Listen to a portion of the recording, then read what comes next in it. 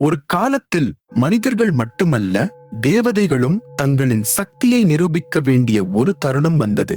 கிரேக்க உலகில் போரின் கடவுளாக இருந்த ஆரிஸ் தன்னுடைய வலிமை மற்றும் கோபத்தால் எல்லாவற்றையும் வெல்ல முடியும் என்று நம்பினார்.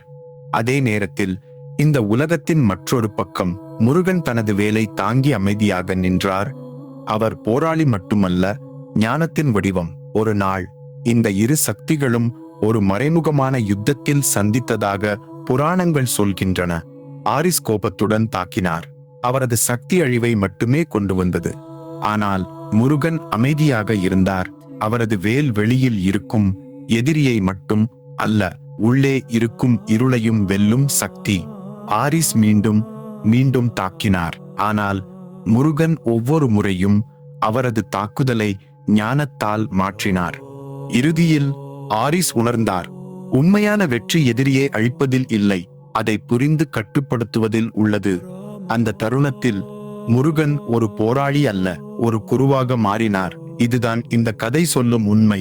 வலிமை மட்டும் போதது, அதை வழிநடத்தும் அறிவுதான் உண்மையான சக்தி. இப்படிப்பட்ட ஆழமான கதைகளை தெரிந்து கொள்ள இந்த சேனலை சப்ஸ்கிரைப் செய்யுங்கள்.